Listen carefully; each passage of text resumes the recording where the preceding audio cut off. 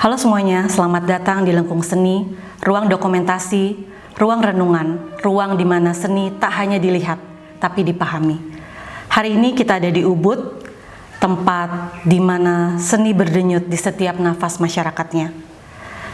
Salah satunya kita akan bertemu dengan pelukis dan seniman besar yang ada di Ubud, kelahiran Tegal Padang, dengan Bapak Iketut Budiana. Dia dikenal sebagai seniman stilistik fantastik yang memadukan antara mitologi purba, mistik Bali, dan imajinasi yang tak terbatas. Ini karya keren, sini kita bedah. Selamat sore Pak. Selamat sore Iketut Budiana. Ya. Di sini penonton pingin tahu nih Pak Budiana ini kan sudah dikenal menjadi seniman ini bukan kemarin sore ya. Artinya sudah sangat senior, sudah memiliki karya yang tidak hanya dikoleksi oleh dunia kolektor dalam negeri saja, tapi juga luar negeri, dan mungkin sudah tidak terbatas jumlahnya ya Pak ya yang ada di luar negeri. Nah, mungkin penonton Lengkung Seni ingin tahu Pak, awal mula Bapak bisa seni itu bisa melekat di hati Bapak dan Bapak konsisten untuk terus berada di jalur ini. Silakan Pak. Ya, terima kasih. Om Swastiastu. Swastiastu. Saya sangat senang sekali ya bertemu dengan Ibu siapa? Sisil. Sisil ya. Jadi ke studio saya. Ya. Jadi maaf studio saya beginilah. Ya. Jadi saya itu dianggap sebagai seorang seniman ya. Jadi saya kelahiran tahun 50. Ya. Ya, Oktober 6 50. Oke. Sehingga umur saya sekarang sudah sepuh ya kan. Sudah sepuh tapi kelihatannya masih muda. Kadang-kadang ingatan saya itu ya agak buyar ya, agak buyar ya. Jadi maafkan nanti kalau bisa ada yang miss gitu. Iya, iya Pak. Ya, terima kasih sudah datang ke studio saya sama rekan-rekan semua. Itu saya sangat senang sekali. Jadi ya ketika saya diberitahu oleh Yusuf ya bahwa Ibu akan datang, saya senang sekali karena melalui Ibu dan tim bisa mendokumentasikan dan apa yang mungkin saya lakukan, mungkin saya buat di dalam hidup ini. Justru kami yang sangat berterima kasih nih karena Bapak sudah mau menerima kehadiran kami di sini untuk berbagi cerita tentang pengalaman Bapak juga sebagai seniman dan juga sebagai tokoh besar yang ada di tokoh seni ya besar yang ada di Bali. Ya, awalnya semua orang lahir kan. Jadi saya kelahiran di desa ini, desa Padang Tegal Ubud ya. Jadi kalau sekarang sudah dibilang itu daerah seni ya. Ya betul. Nah, daerah Ubud ini juga ada Mangke Forest ya. Itu ada Pura Dalam yang memang dari kecil saya ya di ini oleh kakek saya ya ke Pura itu kan sehingga saya ya ada apa namanya itu karya-karya yang ada di Pura. Selain saya seniman lukis, ya juga saya membuat patung-patung ya. Jadi patung-patung untuk hiasan, patung-patung untuk religi. Jadi, untuk kebutuhan keagamaan ya Pak ya. Ya. Jadi patung-patung yang saya buat itu sesuai dengan pengalaman saya ya. Waktu kecil ya saya di sungai main-main ya. Ada tanah liat itu dibuat ya itu sebagai apa namanya itu ya inspirasi ya sehingga di sungai itu cari belut dan apa namanya itu ikan. Nah saya buatlah seperti itu patung-patung seperti itu ataupun juga ya lukisan seperti itu. Jadi itu sumber inspirasi saya juga. Ya. Dari lingkungan sekitar yang ada ya pada saat itu ya. Ya pada saat itu. Nah lanjut kalau di desa di Pura ya. Jadi memang saya tidak bisa lepas dari ingatan-ingatan saya ya ketika saya ya masuk di Pura itu membuat sesuatu. Ya terutama di Pura Dalam Padang Tegal ya. Kebetulan arsitek di sana itu yang membuat Pura Dalam itu kakek saya. Yang namanya Madekari. Oke. Nah, ini partnernya Lempad. Oh. Gitu. Sangat Jadi, terkenal ya, mungkin penonton Lengkung Seni juga harus mengenal juga. Ya ketika beliau membuat pengusунgan mayat yang besar ya, Bade itu kan. Jadi kakek saya yang membuat arsiteknya. Oke. Jadi Lempad itu menghiasnya. Sehingga kakek saya disebut Unagi. Oke. Kalau Lempad disebut Sangging. Sangging ya. Inilah awalnya. Jadi bangunan-bangunan untuk yang di Ubud, Pelihatan Gianyar juga, untuk Ngaben, untuk itu semuanya dibuat oleh kakek saya. Ya, tapi kakek saya sudah lama meninggal. Jadi ya memang saya bisa ya, tapi sudah ada yang banyak. Seperti di Ubud sudah ada juga. Gianyar sudah ada juga, jadi saya sebagai pembantu itu aja. Oke, mungkin bisa membantu ya, atau menginspirasi yang muda-muda juga ya Pak ya? Iya. Untuk juga terlibat seperti Bapak gitu ya? Ya kaitan dengan ini kan, dengan Ngaben ya, jadi pelebon istilahnya itu kan. Jadi kakek saya membuat arsitek badenya, Lempad membuat Unagi ya, membuat hiasannya. Ya. Jadi saya masuk juga di sana. Nah, sehingga ketika Rudolf Bonnet ya, pelukis Belanda itu meninggal, ya saya buatkan singa dia. Ya, karena dia mau ngaben di Ubud, mau diabenkan di Ubud, gitu. Saya buatkan singa itu, singa pertama kali itu bergerak. Jadi kakinya di atas doang. Ini di bawah gitu. Jadi bentuk rangkanya seperti sebelumnya belum ada yang membuat seperti itu. Kenapa? Karena ya takut orang membuat seperti itu kan. Karena keluar dari pakem gitu Pak ya. Keluar dari pakem. Ya, tapi saya punya alasan karena orang Belanda ya. Ya kita buatkan orang singa orang Belanda, saya harus bebas gitu. Jadi yang lebih agresif gitu lah. Jadi beda gitu ya. Ya itu yang pertama kali ya singa ataupun petulang namanya itu kan yang bergerak seperti ini. Gitu. Iya. Jadi itu karena Bonnet itu adalah guru saya. Oke. Ya Bonnet itu guru saya, guru melukis. Ketika Bonnet masih kuat jalan ya, jadi beliau ke rumah-rumah pelukis. Ya, pada waktu itu saya sedang duduk melukis ya, dengan kanvas yang besar gini, ya, melukis. Tapi saya tidak tahu ya, ada orang di belakang saya ya, itu Bonnet. Jadi melihat Bapak. Diambil ini saya, diambil, mundur kamu. Saya terkejut. Ada apa tuan? Lalu dijelaskan, kalau kamu membuat lukisan sebesar ini, melihatnya harus dari ada jarak, jarak. Ini pelajaran yang luar biasa bagi saya, sangat-sangat luar biasa. Gitu. Jadi itu salah satu guru juga jadi bisa dibilang ya. Bonnet itu guru saya. Saya sering ke rumahnya. Gitu kan. Nah, salah satu karya saya ada di sini. Ya, itu yang di Museum Perlukisan itu adalah inspirasi. Ya, Bonnet turut campur memberikan suatu spot ide, gitu kan. Itu. Jadi Bonnet sering sekali jalan-jalan ke Padang Tegal, Pengosekan dan lain sebagainya, melihat-lihat lukis. Tapi menurut saya ya, beliau sangat istimewa. Yang penting, yang istimewanya mendorong untuk maju, gitu. Bukan karena corak dan lain sebagainya, bukan. Majulah kamu, maju. Untuk berani ya, buat sebagai seniman-seniman daerah mungkin harus lebih berani gitu ya. Ya, harus lebih berani. Ya. Dalam mengekspresikan ide gitu ya Pak ya. Nah, itulah perjalanan saya ya, dari sawah, dari sungai, itu inspirasinya. Ya, dan dari kakek saya, dari Lempad, dari Bonnet juga, Aris Smith juga ada pengaruhnya. Aris Smith itu pengetahuan warna. Bisa ya. Jadi beliau ya sangat-sangat konsen sekali untuk mendidik teman-teman kami ya. Jadi Aris Smith itu tentang penggunaan warna. Oke. Itu kan, bukan bentuk, bukan seperti yang artis sekarang, bukan. Ya. Warna, itu kan.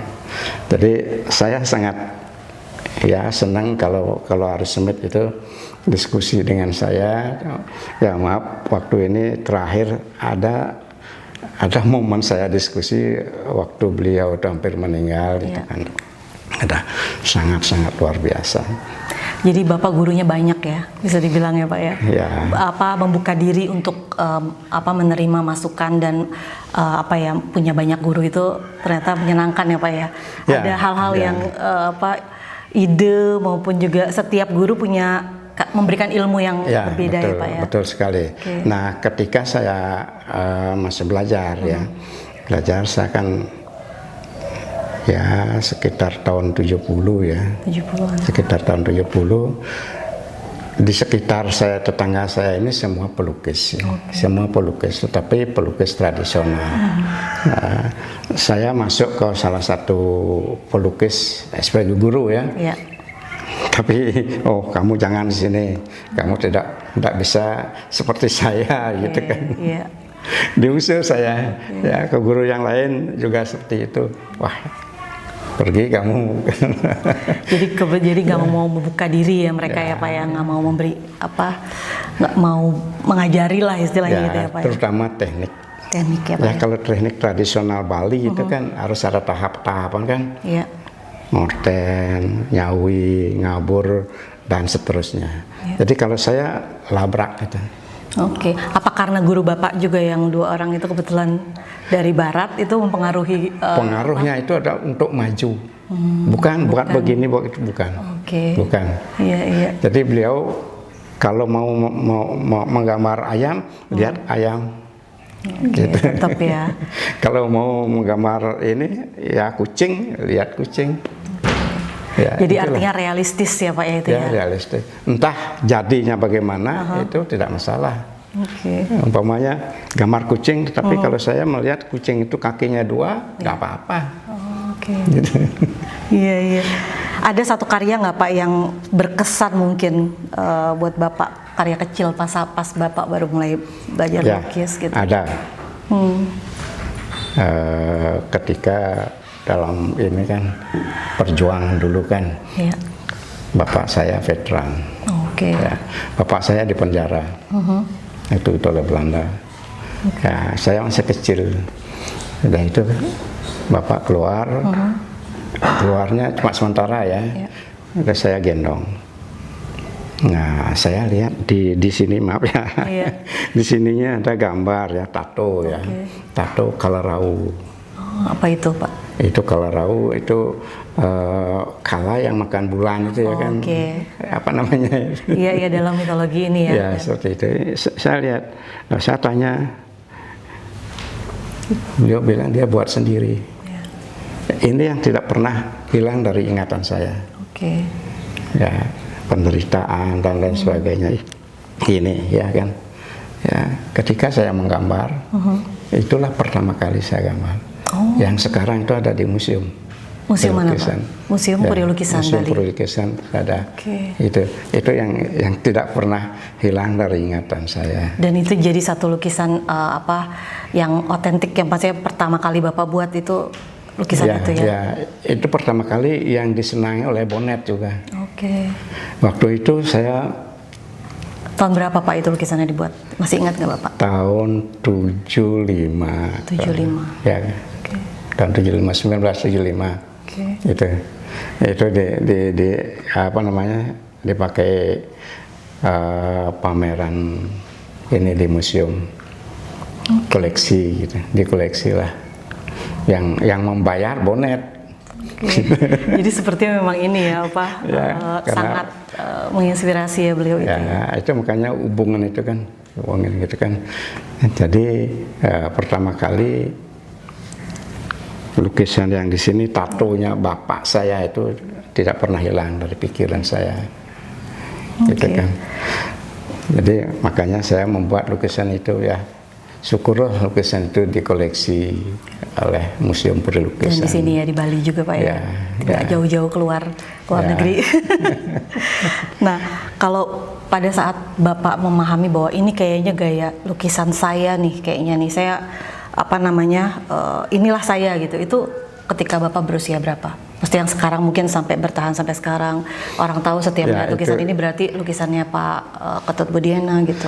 Ya itu melalui perjalanan panjang sebetulnya. Ya. Jadi yang saya buat yang saya buat itu adalah semacam pengalaman-pengalaman. Salah satu contoh, saya sering di Pura Mangkunegaran, saya sering di sana kan, entah duduk, entah apa itu namanya, itu sering. Jadi orang-orang waktu itu tidak berani ke sana, karena kelihatan ya serem katanya. Gitu. Kalau saya biasa ke sana kan. Nah di sanalah saya mendapatkan sesuatu. Sesuatu itu apa? Ketika saya melihat kayu di sana, kayu itu sepertinya hidup. Nah di sanalah sumber inspirasi saya. Batu di sana, ya. Saya duduk di sana, sepertinya bergerak. Ya, kayu juga seperti itu. Ya, itu yang sangat melekat pada pikiran saya. Untuk teknik, jadi Bapak melihat maksudnya ketika mulai melukis dengan teknik yang seperti sekarang ini, itu karena apa? Karena ada ada peristiwa apa atau Bapak memang meyakini bahwa inilah teknik saya itu? Ya memang kalau teknik teknik itu kan bisa dipelajari. Teknik itu bisa dipelajari, tetapi harus ada pakem-pakem juga. Ya saya belajar teknik Bali. Umpamanya wayang kelungkung. Ya, itu kan ada tekniknya, tahap-tahapannya ada. Jadi dari ngorten, datu nyawi, ngabur, ngewarnain dan lain sebagainya itu ada. Ya itu ada. Itu juga saya pelajari. Tapi ketika saya melakukan, artinya melukis dengan kebebasan saya, ya mungkin itu saya lupa. Saya cari yang lain, gitu kan. Nah disinilah saya menemukan diri saya, kan semua itu di dalam diri kan. Oh ini yang saya cocok, ini yang saya cocok. Nah, termasuk teknik juga seperti itu. Sehingga muncullah teknik yang saya gemari. Gitu. Yang sekarang ini yang dikenal sebagai identitas lukisnya Pak Ketut Budiana seperti itu ya. Jadi itu boleh tahu nggak Pak di usia berapa itu Pak? Saya masih penasaran nih sama teknik lukisnya Bapak. Sangat goresannya ini banget. Sesuai dengan apa yang saya bilang tadi dari ininya Bapak. Dari tahun berapa ya itu tahun berapa dia ke penjara? Waktu tahun 50 sekian lah, saya masa kecil sekali. Itu, jadi itu yang melekat sebetulnya. Gitu kan. Kalau mulai memadukan bentuk manusia, terus mitologi mitologi apa ini istilahnya fantastik atau energi spiritual dalam satu frame itu gimana Pak? Bapak bisa orang melihat lukisan Bapak itu seperti ada kekuatan magisnya gitu Pak. Itu kan nggak cuma sekedar teknik ya Pak ya, pasti ada. Saya ambil salah satu contoh salah satu contoh. Saya senang melukis, ya mungkin ya itu adalah arahan dari diri saya sendiri. Saya senang melukis yang serem-serem kelihatan. Kelihatannya gitu kan. Kelihatannya tapi aja. Isinya bukan serem. Iya betul. Padahal isinya penuh makna ya Pak. Ada makna filosofisnya. Ada pengalaman, salah satu pengalaman saya itu kan, saya melukis antara malam dan siang itu apa namanya itu? Kalau Bali itu Sanjaya Kalau namanya itu kan, antara siang dan malam itu ini. Ya, saya sedang melukisnya itu, tapi saya kontak sama alam ya, sebisa saya ya, kemampuan saya kontak sama alam. Kebetulan waktu itu saya melukis yang agak serem ya, yang apa itu serem gitu kan, ya seperti penjaga kuburan, gitu kan. Jadi saya seperti itu. Ya memang saya melukis, tapi sedang saya melukis, ibu sudah punya anak satu ya, ibu saya itu, ya berarti ya, Pak tolong dimandiin anaknya, tapi saya sedang konsentrasi. Ya pada waktu itu saya tidak tahu dari mana datangnya energi ya. Iya. Saya marah betul marah sekali. Setelah itu saya ambil pisau, saya robek. Udah itu menangis. Oke. Saya tidak tahu apa itu, tidak tahu saya. Iya. Gitu kan. Jadi ada energi yang ya, ada energi. tiba-tiba seperti itu ya Pak ya? Ya. Karena mungkin karena diganggu ya, saya sedang konsentrasi, sedang diganggu, begitulah. Nah ini yang saya betul-betul pelajari. Apa itu? Iya. Kenapa saya bisa seperti itu? Apakah tidak ini mencelakakan orang dan lain sebagainya, seperti itu kan? Jadi pada saat itu Bapak ada interaksi memang ya, dengan sesuatu dengan energi gaib ya, itu energi ya. gitu, seperti itu ya. Sehingga saya itu sepertinya tidak ingat. Sepertinya, tapi tetap dalam kontrol. Gitu. Nah selanjutnya setelah kejadian itu, inilah sebetulnya menurut saya itu adalah suatu energi, membangkitkan energi kan. Energi harus dibangkitkan, tetapi harus diarahkan. Gitu. Nah setelah saya teliti kenapa saya seperti itu, saya hubungkan dengan tarian calon arang. Ya.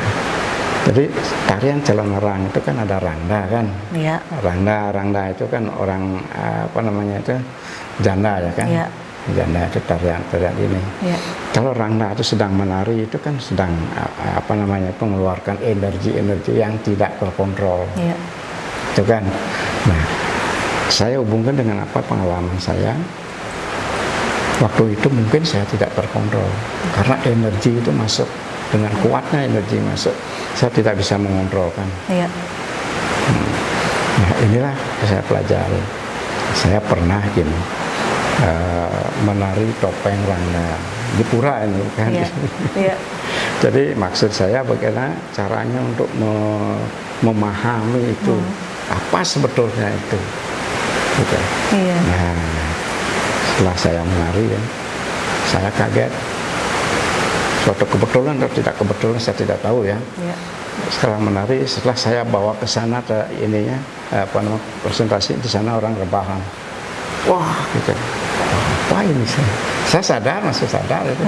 Bawa ke sini, wah seperti itu. Tapi saya kembali pada diri, ya ingatlah dirimu. Gitu. Nah setelah itu kan ke kuburan di upacara.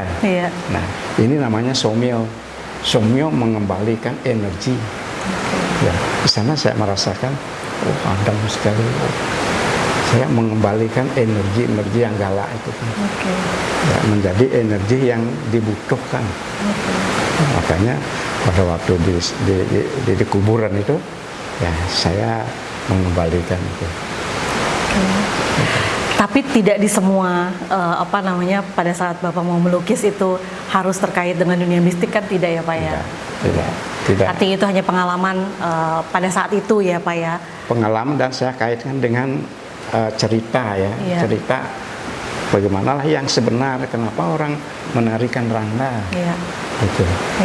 Jadi ini banyak yang tidak tahu. Iya. Jadi perlu ritual khusus gak sih Pak kalau misalkan mau melukis? Ya, yang penting kemauan.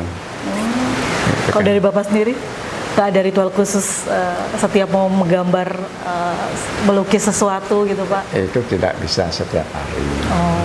Tidak bisa. Saya yakin. Jadi itu memang harus, kalau seniman itu punya ini ya Pak ya, ada waktu-waktunya ya Pak ya? Ada waktunya. Iya betul. Tapi Pak, seperti Bapak bilang tadi bahwa lukisan Bapak mungkin memunculkan sosok yang seram, mungkin ya Pak ya, bagi orang yang mungkin kurang paham tentang seni atau misalkan yang baru mengenal seni seperti itu. Tapi kalau Bapak tadi ngobrol-ngobrol, kita kan Bapak bilang bahwa saya ingin membagi filosofi hidup dengan melalui lukisan-lukisan saya gitu kan Bapak bilang.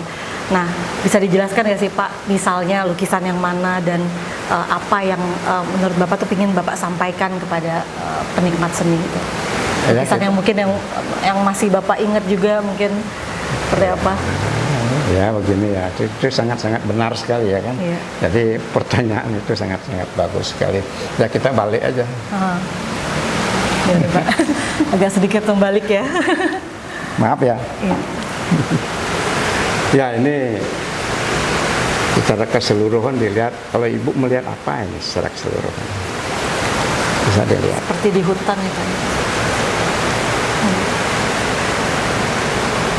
Bapak mungkin lebih jelas, saya takut salah mencerna. Enggak ada yang salah.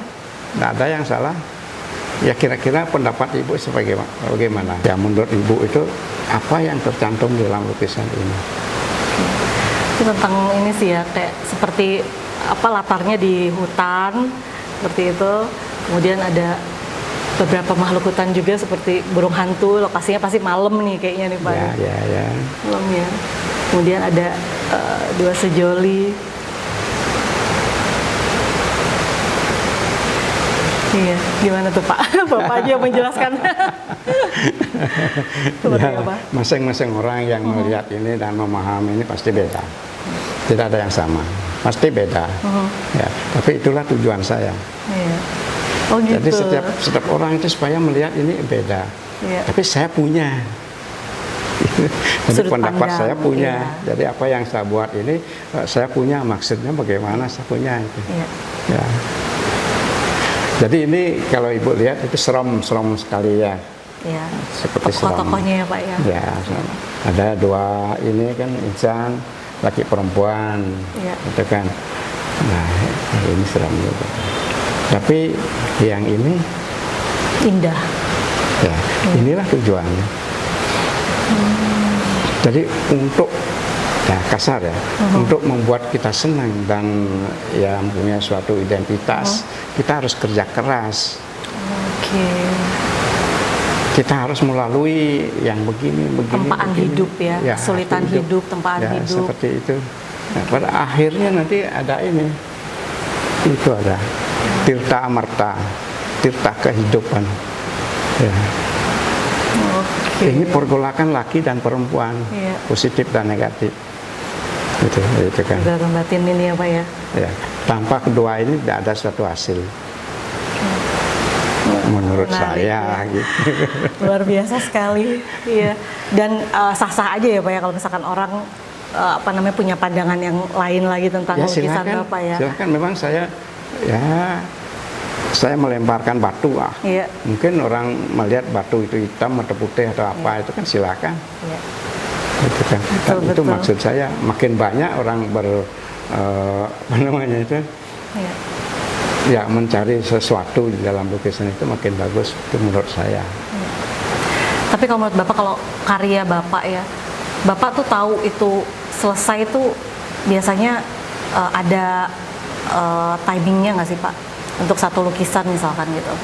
Atau misalkan Bapak tahu nih lukisan ini kayaknya udah hampir selesai gitu. Itu ada Ya, saya gali ke depan ke belakang ya. Iya. Saya belum pernah menerima orderan.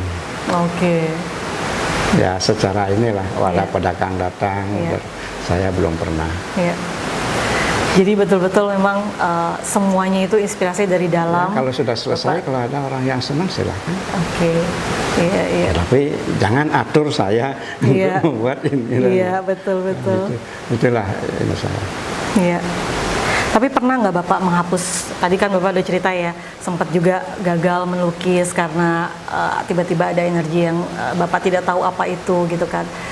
Seperti merasuki, akhirnya karya itu gagal, dianggap Ya, gagal. sering, tidak sekali, sering. Ya. Jadi biasanya sering apa? itu Karena mungkin aja dipengaruhi oleh turut campur orang lain atau seperti tadi ya kan. Iya, iya. Ibu ya kan. Yang tadi Bapak ceritakan itu. Ada satu lagi yang saya sangat menyesal sampai saat ini ya. Iya. Saya melukis yang besar Iya. yang lebih kecil dari sini. Nah, udah itu saya makan kan, makan pindah dari tempat melukis kan. Iya. Makan. Nah, bapak saya di sana. Tapi bapak saya mencoba ya gores gitu kan. Oke. Ya. Dimana saya sangat marah sekali. Iya, iya. Saya ambil lukisan, saya buang, tidak tercoret dengan pisau. Iya. Pada waktu itu karena emosi itu kan, Iya. ya tidak tahu itu salah kan. Tapi setelah saya diam, wah saya sangat salah sekali. sangat menyesal sampai saat ini saya masih itu. Iya. Karena ada beberapa orang tua itu yang dibegitukan. Betul. Jadi Bapak ini ya Pak menyebut bahwa tidak istilahnya seniman mungkin kan ada yang bilang tidak pernah gagal gitu ya Pak ya. Mungkin maksudnya stop karya tapi nanti balik lagi gitu. Tapi kalau Bapak secara ini memang ada pengalaman seperti itu ya Pak ya. Jadi memang melukis itu memang harus dalam situasi kebatinan kan yang dua ini aja kan tadi sama istri kan, bapak kan. Untung tidak orang lain ya kan. Betul Pak. Ya itulah pengalaman saya. Jadi ya. Tapi Bapak tidak ingin menemukan atau mencoba gaya baru pada perjalanan sebelum ini Pak ya, maksudnya pada saat Bapak masih mungkin di usia yang lebih muda, pernah nggak ingin mencoba gaya baru? Kayaknya saya di sini mungkin saya mau coba yang lain gitu. Pernah nggak ada kepikiran seperti itu? Saya sering mencoba-coba, tetapi saya kembali pada identitas. Oke. Ya. Jadi salah satu contoh ya, kalau warna itu kan macam-macam, sifat warna macam-macam. Ini saya coba. Cat air lain, teknik dengan cat minyak atau yang lainnya. Nah di sinilah tempat coba-coba saya. Sampai menemukan bentuk yang yang pas sesuai dengan apa yang saya buat. Ada nggak Pak warna yang sulit Bapak jinakkan? Gini pengalaman nyeleneh, pertanyaan nyeleneh ya. Masih ada nggak warna yang sulit Bapak jinakkan sampai? Warna hitam. Warna hitam justru. Ya. Kenapa tuh Pak? Gimana melihat sesuatu di dalam kehitaman itu? Oke. Justru dari semua warna hitam justru yang sebetulnya warna hitam dalam warna barat kan bukan warna kan, gelap terang kan. Ya, itulah. Oke. Berarti paham ya? Iya paham Pak. Jadi antara Bapak bisa memisahkan antara inspirasi dengan penglihatan mata batin itu sekarang sudah Bapak bisa kontrol itu. Artinya seperti pengalaman yang Bapak tadi ceritakan itu kan artinya ada inspirasi dari sebuah energi, kemudian Bapak bilang ternyata kontrol diri yang diperlukan. Nah sekarang semakin kemarin Bapak banyak melukis itu kontrol dirinya itu bisa memisahkan antara inspirasi dan penglihatan magis seperti itu Pak? Ya memang ya makin tua ya inspirasinya beda kan. Beda, sangat beda, tenaga juga beda. Ya. Jadi gimana cara saya untuk bisa ya mengeluarkan sesuatu energi ya yang tidak lepas dari yang sudah lewat gitu. Ini sangat sulit sekali, sangat sulit bagi saya. Ketika itu datang tidak bisa kontrol gimana kan, sakit. Oke. Pernah juga seperti itu ya? Sering. Oke. Sehingga saya taruh aja. Di stop dulu Pak ya? Nggak mau terus ya Pak ya? Karena itu pasti mempengaruhi ya Pak ya? Pekerjaan, maksudnya mempengaruhi fisik Bapak juga, terus ide-idenya juga ya Pak ya? Dan saya belum bisa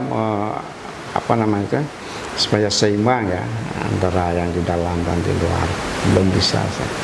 Ya, masih ada emosi, ambisi dan lain sebagainya seperti itu.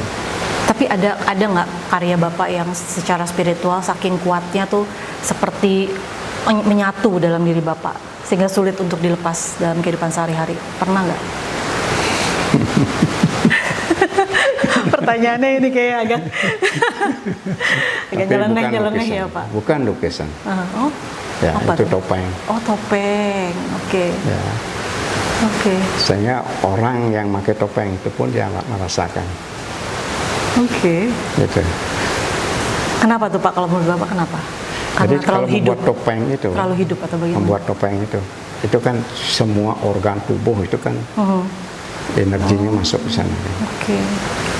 Jadi ketika saya ingin membuat ataupun ada yapura yang menginginkan topeng keras ya, rangda itu umpamanya, ya ini yang sebetulnya masalah. Jadi saya harus konsentrasi, Waktu itu saya tidak mau anak-anak dekat dan yang lainnya itu takut ada emas. Oke, iya. Ya, dan itu pun sulit terkontrol. Iya. Nah, saya menggunakan pahat dan ini kan, nah, ini sulit. Iya, iya. Ternyata lebih justru di situ ya Pak, pada saat membuat topeng itu ya Pak ya. Sebab keyakinan saya ya, ketika saya memanggil energi seperti itu kan, keyakinan saya kan datang. Kalau datang ini kan kita harus gimana betul. Caranya untuk menetralisir. Betul, ini. betul. Gitu. Jadi itu yang cukup banyak ya Pak pengalaman-pengalaman seperti itu ya, walaupun tidak sering, tapi ada juga dialami sama Pak Budiana. Ya. Iya. Tapi itu tidak sering. Oke. Tidak sering. Sekali-sekali ya Pak ya. Sekali-sekali. Iya. Tokoh dalam tadi Bapak udah bilang bahwa sumber visual itu kadang muncul ya kan Pak. Tapi ada nggak yang Bapak imajinatif aja dari Bapak, bukan karena panggilan spiritual gitu, saya secara magis Bapak panggil gitu, tapi tapi Bapak merasa muncul aja tiba-tiba gitu Pak. Ini pernah? Aslinya. Iya betul. Tidak ada asli di bumi ini. Bapak melihatnya seperti itu ya. Tidak ada asli di bumi ini. Iya. Semua berjalan. Oke. Kalau sudah berjalan kan bergerak. Iya. Tidak diam kan? Iya. Kalau asli itu ya. Menurut saya seperti itu. Iya. Pak Budiana ini kan sudah pameran ke banyak tempat ya, berbagai negara, terus lukisannya juga sudah dikoleksi oleh kolektor mancanegara. Terus sekarang Bapak juga tadi cerita, kita di belakang layar cerita juga bahwa Bapak sekarang lagi sibuk banyak berkecimpung di pura ya Pak ya, banyak kegiatan sosial juga. Nah sekarang Pak Budiana lebih maunya gimana nih? Ke depan nih Pak Budiana ada rencana mau pameran lagi kah gitu? Atau misalnya nanti dulu mau sosial dulu diperbanyak atau seperti apa Bapak? Ya keinginan itu kan manusia punya ya. Iya. keinginan itu pasti ada. Tetapi pada saatnya apa enggak? Iya. Itu kan. Jadi tergantung dari ini juga kan kondisi, situasi kan. Ya. Artinya kekuatan kita, kekuatan saya sampai di mana dan sebagainya. Jadi saya sedang belajar untuk itu. Umpama salah satu contoh, ada yang ya ngasih tahu membuat sesuatu yang mungkin topeng apa kan, tapi saya bisa apa enggak dari segi ini kan. Masih saya bisa dalam kondisi seperti ini, masih saya bisa gitu kan. Ya, jadi untuk mencari itu ya memang perlu waktu.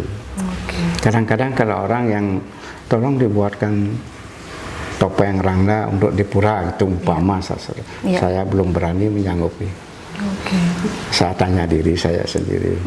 Jadi bukan tanya, tanya mampu diri gak gitu sendiri. ya, sanggup ya, gak mampu dan lain sebagainya. Sebab itu harus selesai kan. Ketika menerima itu harus diselesaikan ya Pak ya. Jadi, supaya ketika itu selesai menimbulkan sesuatu gejolak supaya tidak seperti itu. Jadi ketika saya membuat sesuatu itu tanpa konsentrasi, energi banyak yang masuk. Gitu kan. Dalam artian energi ini energi negatif bukan yang positif. Ini yang saya takutkan. Apakah itu benar atau tidak atau saya tidak tahu juga. Tapi artinya itu kan perjalanan spiritual Bapak ya, yang istilahnya yang merasakan hal yang seperti itu ya Pak ya. Jadi kalau Bapak tetap bisa membedakan, tapi kalau karya seni dengan karya upacara yang tadi Bapak bilang bahwa kalau pahat Bapak lebih banyak untuk kegiatan sosial untuk upacara gitu Pak ya. Jadi kalau Bapak fokusnya memang lebih ke lukisan kalau untuk menurut saya untuk upacara itu yang seni, tapi yang hidup. Jadi bukan sekedar ya sekedar untuk seperti di toko itu kan. Tapi untuk ya menurut saya itulah yang hidup, itulah yang dirasakan oleh masyarakat ya, gimana itu ya sebetulnya. Kalau lukisan ini kan tidak bicara dia. Bisa imajinatif ya Pak ya. Tapi kalau apa namanya untuk upacara itu benar-benar memang bentuk yang itu seperti itu ya. Ada energinya itu. Oke. Gitu. Menurut saya seperti itu. Oke. Tapi Bapak pernah nggak apa namanya merasakan ada benturan pada saat melukis gitu ya Pak ya, antara realitas dengan apa yang Bapak lihat secara mistik seperti itu? Ada nggak? Sebetulnya tidak ada yang mistik sebetulnya. Jadi itu energi kan. Jadi energi itu bisa keluar mungkin melalui mulut, gerak tangan, atau ya apa kaki dan lain sebagainya. Ya, kita punya panca indera kan. Ya melalui itu. Oke. Jadi bukan melalui ini, oh ini kopian ini bukan. Oke. Jadi itulah sebetulnya. Baik, kita kayak tadi udah bicara panjang lebar soal proses pembuatan, teknik apa namanya melukisnya Pak Budiana, ciri khasnya dan segala macam. Saya pingin agak balik ke belakang tentang perasaan Pak Budiana, bagaimana pada saat ketika memamerkan karya seni pertama di luar negeri. Nah, jadi nostalgia lagi nih kita nih, Pak Budiana, gimana? Apa saat itu perasaannya seperti apa sih? Ya, memang saya kan dari tidak tahu, dari tidak tahu apa gimana caranya pameran di luar negeri dan lain sebagainya, gimana yang ngurusnya dan lain sebagainya, saya tidak tahu itu kan. Ya kebetulan, ya mungkin kebetulan atau memang jodoh saya seperti itu kan. Jadi saya punya profesor dari Jepang ya. Kenalan ya Pak ya. Dari Jepang ya. Dia membawa mahasiswa ke sini untuk belajar menggambar. Ya, jadi kebetulan saya yang ditunjuk. Ya, jadi ya setiap tahun ya dia bawa mungkin 10 orang, mungkin 30 orang dan sebagainya. Gitu kan. Jadi dia kan melihat proses saya kan. Profesor ini melihat proses saya. Ya, bagaimana caranya melukis dan tentang warna dan lain sebagainya, dan dia juga menghubungkan dengan warna yang ada di Jepang itu kan, seperti itu kan. Nah, satu saat dia bertanya mau pameran di Jepang, dia bilang, terlalu mau saya. Justru itu ya, cuma belum tahu caranya gitu ya, saya mau berpameran. Ya dia yang ngurus. Dia yang ngurus semuanya pameran di Station Gallery. Jadi itu pameran pertama di Jepang. Kereta api sana kan. Di Jepang berarti Pak ya pertama kali ya. Itu. Ya pameran tunggal sana. Ya dibawa ke sana lukisan. Ya saya ke sana sama istri, anak 2, berarti berempat. Nah, ada satu lagi. Rasanya seperti apa tuh Pak pada saat itu? Pada saat itu gimana perasaan Bapak? Terus berapa karya yang Bapak pamerin waktu itu? Kalau tidak salah itu 23 karya. Itu kan. Jadi pameran itu kan cuma diperlihatkan, tidak diperjualbelikan. Kalau di sana tidak ada jual beli di sana kan. Ya. Jadi waktu di sana, waktu pembukaan duta besar kita yang di sana yang membuka. Ya dengan baik ya. Sudah itu tiap hari saya kan ke sana. Ada salah satu di antara pengunjung itu perempuan ya, dia melihat lukisan keliling, mungkin sampai 3 kali dia keliling. Ya, saya ada di sana. Dan itu dia menangis di depan saya. Dia menangis. Kenapa menangis? Saya bilang. Terus dia menangis, terus gitu kan. Saya tersentuh, dia bilang itu kan. Saya tersentuh dengan karya-karya Bapak, dia bilang itu. Ya, jadi itu gimana ya saya berpikir. Iya, walaupun tanpa bahasa gitu ya Pak ya, bahasanya biar berbeda ya. Tidak tahu ya. Itu satu kebanggaan saya. Apa yang ya saya suguhkan di sana, ada orang yang mengerti. Iya betul. Itu kan. Walaupun berbeda bahasa ya Pak ya. Ya dia setiap hari dia datang ke sana. Jadi memang lukisan itu adalah bahasa universal ya Pak ya. Bisa dimengerti. Dia mengerti sekali. Ya, itu yang di Jepang kan untuk pameran itu. Tapi di rumah belum pameran waktu itu kan ada orang Jepang juga, perempuan juga. Saya kebetulan melukis tidak besar, ya mungkin 60 kali 80 gitu kan. Sedang saya melukis, ada orang Jepang datang di belakang saya, dia gini, kok dia menangis gitu. Kenapa dia menangis? Saya tidak berani tanya. Iya. Di lukisan yang berbeda tapi Pak ya? Berbeda, lain itu lain. Oke. Nah kebetulan pada waktu itu saya melukis figur manusia yang mengeluarkan air mata. Oke. Ternyata sampai ya pesannya Ya, ke yang melihat dia ya Pak nangis ya? ini. Saya juga tidak berani tanya kenapa. Nah, itu menurut saya, oh saya berhasil gitu, menurut saya gitu kan. Jadi Seperti itu. maknanya pesannya sampai gitu Pak ya? Ya. Ada lagi nggak Pak pameran luar negeri yang Bapak masih ingat berkesan ya kayak tadi di Jepang? Ya kalau ada yang menangis. kalau di Spanyol itu saya kan bukan membuat lukisan, saya membuat ogoh-ogoh di sana. Oh, oke. Saya membuat ogoh-ogoh 2. Oh, oke. Gitu kan. Jadi sana saya sama istri saya, sama kakak saya lagi 1. Gitu. Itu dibuat seperti perang gitu kan. Gitu. Jadi artnya ke ogoh-ogoh itu Pak ya, bukan lukisan artinya pada saat itu. Ogoh-ogoh saya bawa dari sini bambu, saya bawa di sini. Jadi saya buat persis seperti di Bali lah. Jadi kebetulan di Bali saya biasa buat itu kan. Iya betul. Jadi Bapak bawa juga sempat bawa ke Spanyol. Ya di sana Spanyol kita buat. Tapi sebelum itu saya buat di Seattle. Amerika. Di Amerika ya. Itu saya ke sana berdua sama ponakan saya 1 lagi. Ya di sana saya sangat berkesan. Di sana kan dibakar kan, dibakar kan, tidak boleh dibiarkan dibakar. Pada waktu pembakaran itu saya sangat berbahagia sampai menangis saya. Jadi yang gotong itu orang-orang ini yang cacat itu apa namanya? Oh, disabilitas. Ya itu. Itu keliling lapangan tapi tidak keluar, keliling lapangan. Nah itu kan ada saatnya untuk membakar. Untuk dibakar, baru apinya muncul itu, hujan gerimis, begitu besar apinya, hujannya luar biasa, semua orang menangis. Seperti ada inian apa campur tangan alam ya Pak ya. Hujan kan, nah kepalanya ini kan, jadi saya kasih ini baskom jadi depannya itu kan, maunya pikiran saya sebagai tirto gitulah, air suci kan, itu kan taruh di sana dengan air, itu kepalanya sana aja jatuh.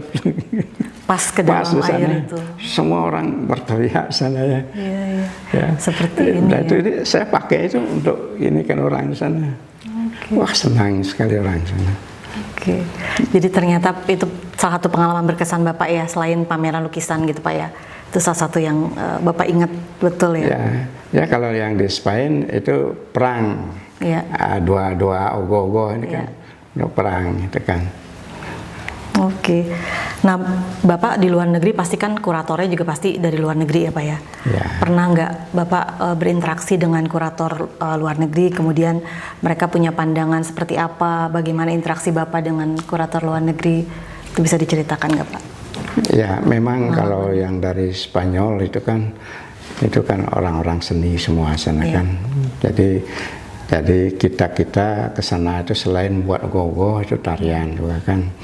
Nah di sana saya dipadukan dengan rangga dan yang di sana ada figur itu kan. Ya seperti itu kan. Dia mencari filsafatnya. Apa filsafatnya itu, kenapa seperti ini dan lain sebagainya. Penasaran ya dengan kebudayaan yang Bapak usung ya pada saat itu. Jadi di sana kita kan cuma cerita aja gitu kan. Betul. Lalu apa yang Bapak bisa petik dari pengalaman Bapak, punya pengalaman banyak di pameran luar negeri, kemudian bukan membandingkan sih Pak ya, tapi lebih seperti apa ya, pengalaman pameran di luar negeri itu seperti apa penerimaan publik sana, publik di luar negeri dengan publik kita di tanah air ini terhadap seni atau art itu sendiri. Kalau Bapak Dari berdasarkan pengalaman Bapak yang sudah Ya, melanglang memang buana ini. masing-masing beda ya, masing-masing beda. Kalau menurut pengalaman saya, kalau di luar ya, terutama Jepang, itu sangat konsentrasi, sangat-sangat betul menghargai, ya sangat-sangat menghargai. Ya kalau di Spanyol, ya bagian-bagian itu juga dihargai sekali. Ya, jadi kalau di Australia biasa. Jadi yang paling ini kan Jepang sebetulnya. Yang paling bisa dibilang negara yang paling menerima karya Bapak dengan ini ya, dengan hati yang mereka terbuka ya, betul-betul ya. Ya, hangat. dia merasakan apa yang kita buat, apa yang kita lakukan itu. Dia merasakan. Memaknai itu ya. Ya, memaknai. Mungkin budaya kita lebih ini ya mirip ya di sana ya. Mungkin ada kedekatan emosional kali ya Pak ya. Dulunya Jepang di Indonesia ya Pak ya. Betul. Sebenarnya kalau menurut Bapak sendiri, dalam karya itu yang penting apa sih? Indahnya, maknanya, atau objeknya, atau inspirasinya? Yang paling penting itu proses pembuatan. Di sana kita mendapatkan suatu pelajaran-pelajaran yang luar biasa, yang tidak bisa dipikirkan. Dan pengalamannya beda-beda ya Pak ya, setiap Bapak membuat jadi satu karya. Setelah selesai, oh ya sudah. Tapi juga sewaktu-waktu ya rasakan, oh begini. Seperti itu. Yang penting pada waktu prosesnya. Oke. Proses dan bagaimana ada kejujuran ya Pak dalam sebuah karya ya Pak ya. Oke.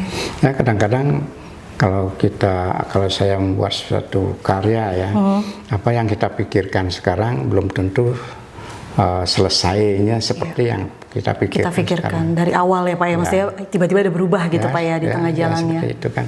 Oke. Mungkin dari gerakan tangan, dari apa itu bisa berubah. Seperti itu. Pak, dari semua lukisan-lukisan yang Bapak pernah buat, itu ada nggak lukisan yang Bapak jual atau terjual? Kemudian Bapak nyesel setelah ngejual lukisan itu? Itu yang tadi aku bilang kan, salah satu diantaranya itu kan, yang diambil Agung Rai, ya, nah itu saya ke sana mau ditebus lah, mau dikembalikan, dia bilang besok kan, nanti besoknya saya ke sana, sudah dijual katanya. Oke, itu lukisannya tentang apa Pak, boleh tahu nggak? Itu tentang ini penjaga kuburan. Saya sudah ceritakan. Yang tadi ya, yang kejadian dengan istri itu ya Pak ya. Jadi sebenarnya karena lukisan itu kenapa bermakna atau kenapa penting dalam diri Pak Budiana itu karena itu ya Pak ya, sempat terjadi ini ya Pak ya, gesekan dengan ibu. Jadi seolah-olah saya itu berkomunikasi dengan penjaga kuburan. Betul. Itu seolah-olah ya, bukan? Iya betul. Oke, tapi Pak kalau misalkan tadi Bapak bilang Bapak juga pematung, tapi memang hanya khusus untuk ritual ya Pak ya, maksudnya untuk bangunan keagamaan seperti itu. Tapi kalau Bapak harus memilih, sebenarnya Bapak lebih enjoy atau maksudnya lebih hatinya itu lebih ke lukisan apa sebagai pematung, sebagai pelukis atau sebagai pematung? Ya, melukis lebih sulit dibandingkan pematung, menurut saya. Sehingga ketika saya mampet di dalam lukisan, saya pakai patung. Patung atau topeng dan lain sebagainya. Sebab semua itu bergerak. Pikiran bergerak, ini bergerak. Kalau ini kan, ini bergerak kan, lukisan ini bergerak, tapi badannya tidak. Kalau matung dia ini apa kalau ya? Matung, semua bergerak semua ya. Patung itu kan semua bergerak, kan? Iya. Olahraga semua ya Pak ya. Olahraga semua itu kan. Tapi tidak bisa Bapak pilah-pilah ya, artinya dua-duanya itu memang sudah bagian dari hidup Pak Budiana ya. Baik pelukis maupun juga pematung ya Pak ya. Ya kita kan sebagai pelayan. Pak, kalau Bapak memaknai perjalanan Bapak dari nol sampai sekarang gitu ya Pak ya, makna apa sih yang bisa Bapak share kepada penonton Lengkung Seni, apa makna perjalanan hidup Bapak nih sampai hari ini gitu sebagai seniman ya Pak ya? Ya bagi teman-teman ya mungkin seniman atau pembuat seni dan lain sebagainya, ya mari kita teruskan apa ada di dalam pikiran kita, dalam hati kita, keluarkanlah. Jadi sehingga tidak mampet di dalam diri kita sendiri, sehingga juga mungkin aja menyebabkan suatu gendala atau sakit. Jadi keluarkan, jangan takut-takut mengeluarkan, jangan ragu-ragu mengeluarkan. Toh itu adalah pembicaraan kita dengan diri kita sendiri. Jadi jangan ragu ya, maksudnya untuk seniman. Jangan ragu. Untuk seniman-seniman yang baru mungkin ya Pak ya. Jangan ragu untuk bereksperimen dengan atau berdialog dengan diri sendiri gitu, betul. Pak ya. Seperti itu. Nah, akhirnya ini kan kita berdialog dengan diri kita sendiri kan. Diterjemahkannya melalui lukisan seperti itu ya Pak. Kepastiannya cuma sekali waktu mati. Itu yang paling pasti kan. Tapi Pak, kalau Bapak melihat kan Bali ini sebagai pusat seni budaya Indonesia ya Pak ya, dibandingkan daerah-daerah lain. Bapak juga sebagai seniman. Saya ingin tahu kalau seandainya seni di Bali itu katakanlah ya ini mungkin hilang. Iya. Seperti itu mungkin tergerus oleh modernisasi maupun oleh digitalisasi seperti itu.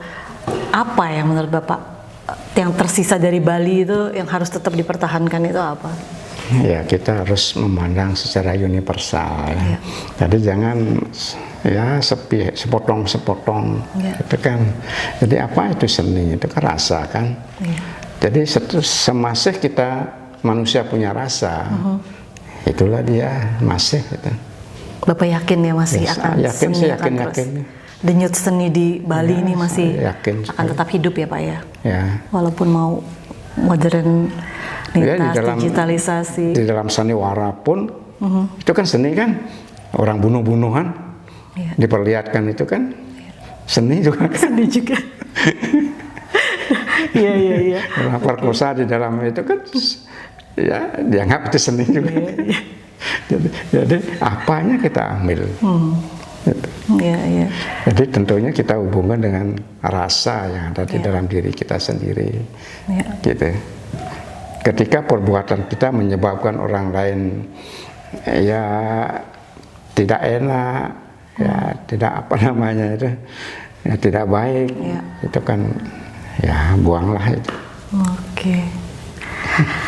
Oke Bapak, satu lagi terakhir Pak, pesan buat seniman muda nih. Tidak hanya di Bali ya Pak ya, di seluruh Indonesia tadi seperti Bapak bilang, keluarkan saja semua itu ya Pak ya. Mungkin ada lagi nggak ya yang mungkin seniman muda kontemporer yang mungkin dia tidak secara langsung bersentuhan dengan tradisi seperti yang ada di Bali. Ada pesan nggak Pak untuk seniman-seniman baru nih yang baru berkarya dari Pak Budiana? Ya, ada pesannya, banyak sekali pesannya, tapi cuma satu. Apa tuh Pak? Ingatlah dirimu. Tetap kembali ke dalam diri ya Pak ya. Ingat diri. Apapun objeknya, apapun pilihan teknik lukisnya, apapun itu tetap kembalinya kembali pada diri sendiri. Ingatlah diri. Mungkin itu bisa terlalu lebar kan? Iya, betul. Jadi bagaimana orang menyikapi itu ya, mestinya mendengar pendapat Pak Budiana juga mungkin bisa merefleksikan ya Pak ya, merefleksikan kembali ke dalam diri masing-masing seperti itu. Kalau dirinya tidak mau disakiti, jangan menyakiti orang. Betul. Baik kalau begitu. Terima kasih banyak Pak Ketut Budiana yang hari ini sudah menerima kehadiran Lengkung Seni dan perbincangannya sangat luar biasa, syarat makna, syarat pengalaman, dan kita harus bersyukur juga bahwa kita masih bisa bertemu dengan salah satu maestro lukis di Bali yang mungkin tidak setiap waktu kita bisa berbincang dan bertemu. Tapi kali ini Lengkung Seni bisa bertatap muka langsung dan bisa mendapat banyak sekali ilmu ya, maupun juga pengalaman hidup baik sebagai seniman maupun sebagai sesama manusia. Terima kasih Pak Ketut Budiana atas waktu dan tujuannya. Terima kasih telah bersama kami di Lengkung Seni. Sampai jumpa lagi di episode berikutnya dengan cerita karya seni luar biasa lainnya. Terima kasih.